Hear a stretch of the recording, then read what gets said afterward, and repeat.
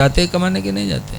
और सऊदी वाला जब जाता है तो अपने पड़ोसी को बुलाकर कहता है भाई मेरा घर देखे रहना, मेरे बच्चों को देखे रहना, मैं सऊदी जा रहा हूँ, खुदा जाने कब आऊँ। तो वो तो अपने घर को तुम्हारे पास अमानत में रख के चला गया। जाने वाला जब कह गया मेरा घर देखे रहना, मेरे बच्चों पे निगाह रखना, तो गोया कि उसने अपना घर बार, अपनी आल औलाद सबको तुम्हारे पास अमानत में रख दिया, वो चला गया।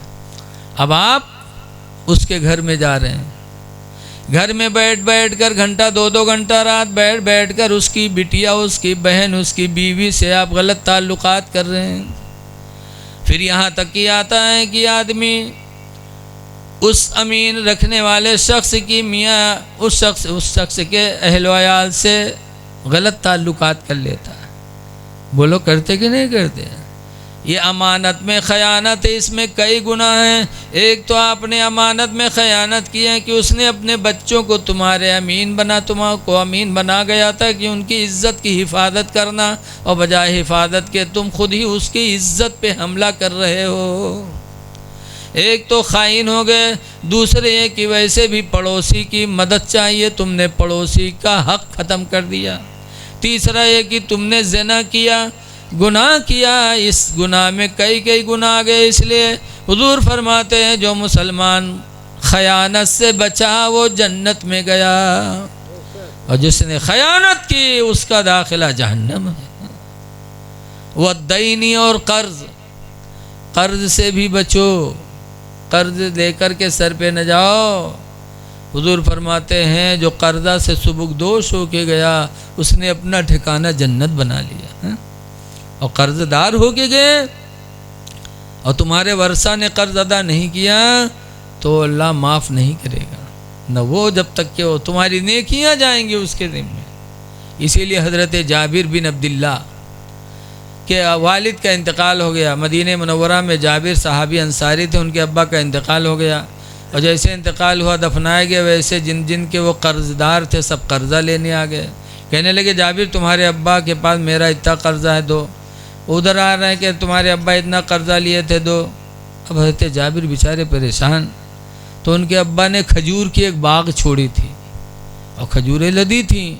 हज़रत जाबिर गए और खजूरों को तोड़वाया, और तोड़वाने के बाद उसी बाग में खजूरों का ढेर लगाया।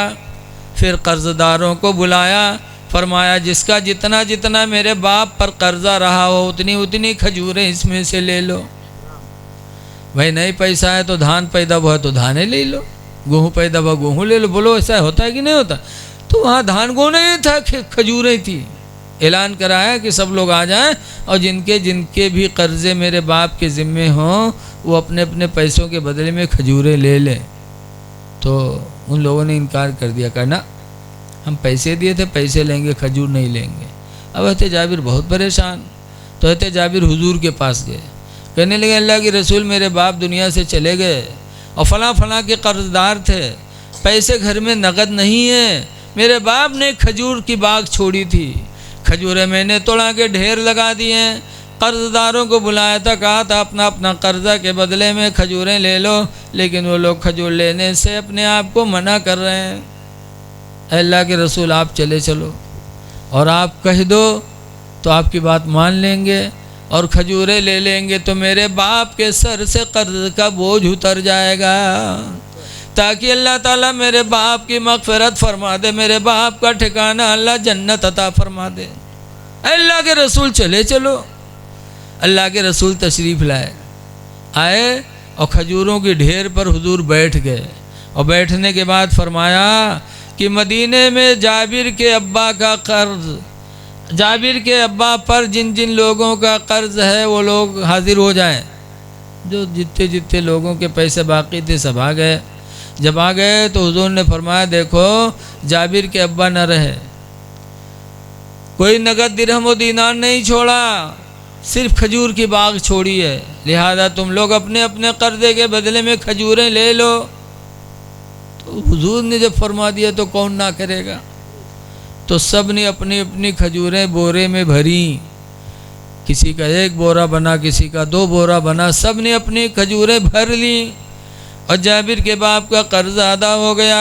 और जाबिर फरमाते हैं खजूर की ढेर पहले जैसी थी वैसे फिर मौजूद दिखाई पड़ रही थी, खजूरों में कोई कमी नहीं आई। ये मेरे नबी का मौजिज़ा था।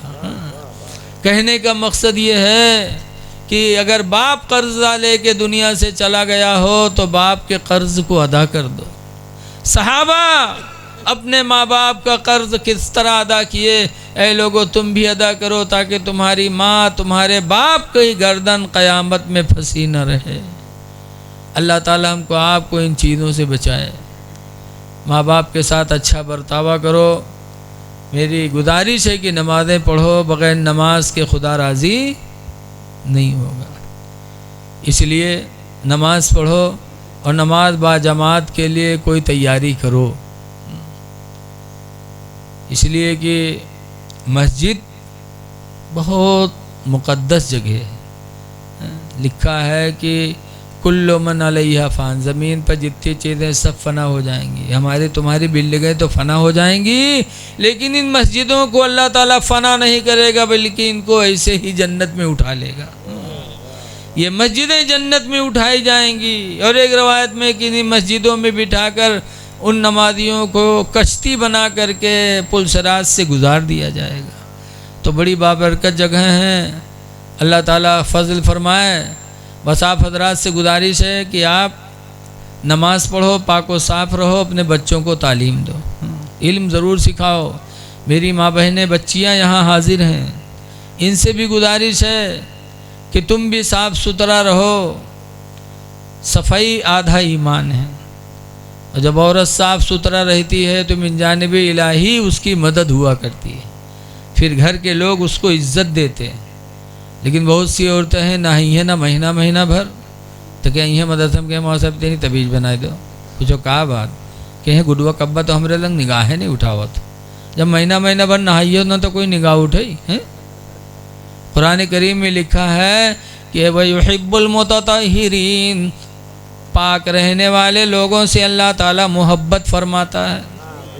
तो जो लोग पाक रहते हैं अल्लाह मोहब्बत करता, तो अल्लाह के वसीले से बंदे भी मोहब्बत करते हैं। इसलिए पाको साफ़ रहें हमारी माँ बहनें, और ख़ुद बुरी बातों से बचें। देखो गौसे आदम की माँ 18 पारा को अपने बच्चे को पेट ही में पढ़ा दिया है। कैसे नेक थी तभी तो।